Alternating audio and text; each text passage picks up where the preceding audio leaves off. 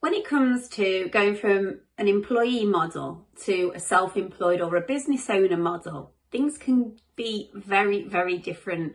Having done that transition myself, I understand the needs and what the business requires, but also what we may not have in that element as well. So there's practical things that we put in place, such as the IT support that we need, whether the hardware, the software. What we don't get is that magic door, and that's something I did really miss at the beginning. But also there's the employee benefits we tend to miss, and that could be things like death in service. It could be sick pay over and above statutory sick pay. It could be private medical insurance that we've now lost. So that's not necessarily at the forefront of our minds when we are doing that transition from employed to a business owner or a self-employed business owner, because that can happen too. So I'm here to support more businesses doing this transition and more people doing this transition, because we don't know what we don't know. And whereas you are very much a specialist in your area, and when it comes to everything else, it's getting the right people in place to support you on that. So there's a number of clients that I've worked with already that have done this transition. And what they've found is that their personal insurance cover hasn't been enough.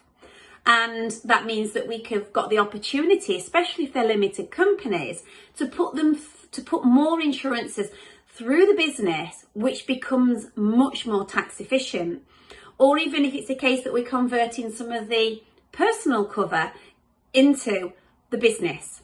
And that is done very simply and very quickly without even touching the policy. So definitely ask me about that one, because if that's a nugget of information I can give you, then I will absolutely give you that.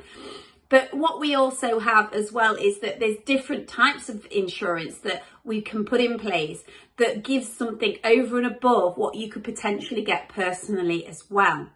So if you've gone through this transition in the last 12 months, and a lot of people say to me, but I can't prove my income yet.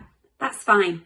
There is support and policies out there that allow us to make sure that we can replace your sick pay, and you're not exposed to whether it's statutory sick pay under an employee, self-employed limited company, or whether you are self-employed and you get universal credit, because at the end of the day, nobody can live on £75 a week as self-employed or £95 a week as an employee on SSP. Now, those figures aren't exactly probably to the penny, but they're thereabouts, so you can understand where I'm coming from.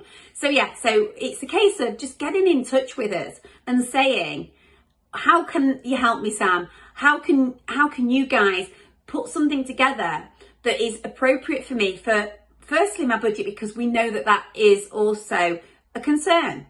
So what happens is I've taken clients through this who have grown their insurance over the years as their business has grown. So we've added in the essentials at the beginning, and then we've reviewed this and said, right, now we need to look at longevity to make sure you're covered all the way up to your retirement. So it's a stage that we go through. We will grow your policies when you grow your businesses.